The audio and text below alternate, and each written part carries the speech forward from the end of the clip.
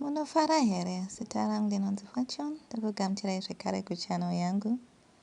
Nhasi tiri kutaura nezvekuti ungaita sei kuti mari yako ikwane.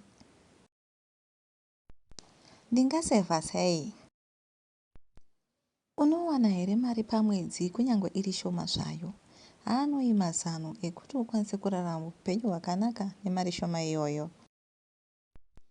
Number 1.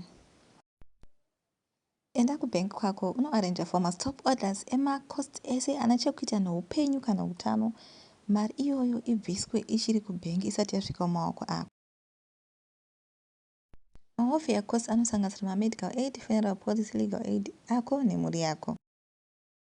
Kurwarirwa, kufirwa kana kusungwa zvinhu zvinowerekana zvauya usina kumbozviplana. Ende pazvinoitika kazhinji kacho unenge usina mari wakachoboka kubhuroka chaiko. Saka mari dziye dzaunongoshandisa kumapolicies ako dzinobva dzakubatsira. Number 2. Bhadhara zvikwereti zvako uye nenguva. Gadzira list yako yezvikwereti zvako zvese uchitanga neorder of priority. Handiti?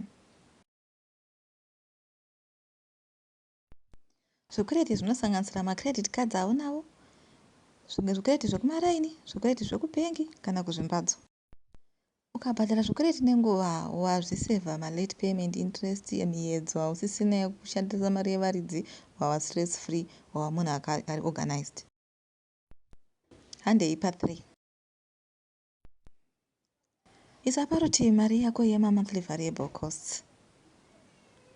Ma-variable costs anosiyana-siyana, anokwanisa kunge iri mvura, magetsi, gasi, dhiziri, mari dzekuchechi, chegumidzi, transport, communication, mabhiri.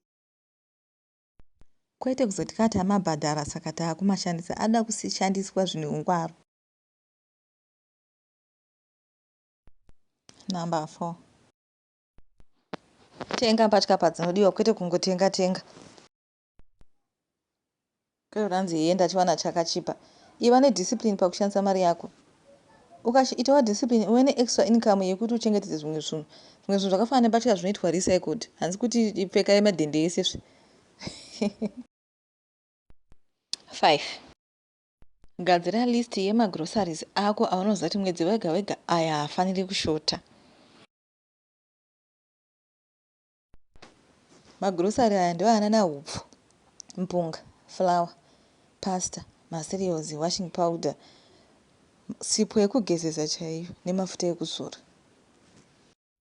Imwe nguva pamusvika pakupera mari asi zvinhu izvi hazvifanira kushayikwa.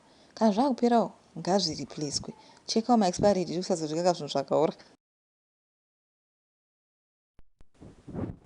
Number 6. Chengetawo huku kana zvimwe zvinhu zvakaita sehuku zvaana magarikuni kana hanga. Huku kana uchiona kuti dzimabhulela anokunetsa dzechibhoyi dzisingade chikafu chakawanda dziripo. Nyange pamba pasiri pako, nyatsa kutaura nalandlord wako zvakanaka-naka. Anokutendera kuti uise chirugu chako, asi uchiitawo chirugu chako kachigare chakashambidzika. Wazvirimira nyama yako isinganetsi kuchengeta, sehuku dzechibhoyi dzinorarama nezvinhu zvamunoda kurasa zviya. Nyama yako wanayo mazai, bvupfuwe, hausisina stress.